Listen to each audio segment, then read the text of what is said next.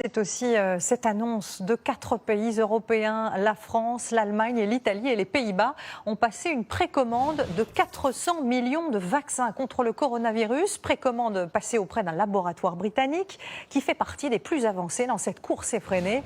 L'Europe qui prend donc enfin les devants. Les chercheurs, eux, vont lancer une nouvelle phase de test sur des patients. Les explications signées Axel Cariou.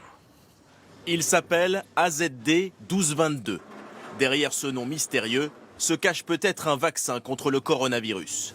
Développé par l'université d'Oxford pour le laboratoire britannique AstraZeneca, il a déjà été testé sur des animaux et 1 millier de patients volontaires et montre des résultats prometteurs.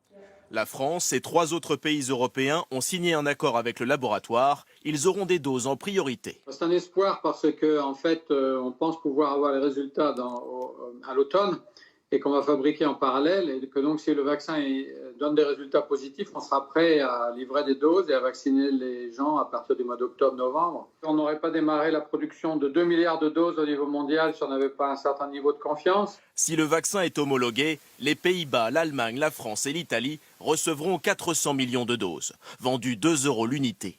AstraZeneca s'engage à ne faire aucun bénéfice, un accord crucial, estime le ministre de la Santé.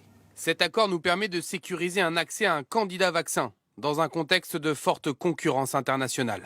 Car la compétition est féroce. Le laboratoire américain Moderna, dans lequel le gouvernement Trump a investi 500 millions de dollars, annonce que sa toute dernière phase de test aura lieu dans quelques jours. Le gouvernement chinois injecte des milliards dans les recherches de la firme CanSino.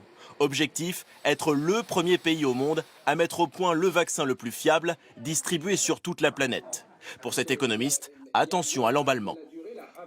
On est dans une course à la communication institutionnelle où les laboratoires, il y a eu Moderna aux États-Unis, font plutôt des effets d'annonce puisque ces laboratoires sont cotés. Donc AstraZeneca a tout intérêt à faire monter son cours de bourse. Car un vaccin efficace, disponible dès l'automne en quantité industrielle, serait une première historique. Une grande part de la communauté scientifique a encore beaucoup de mal à y croire.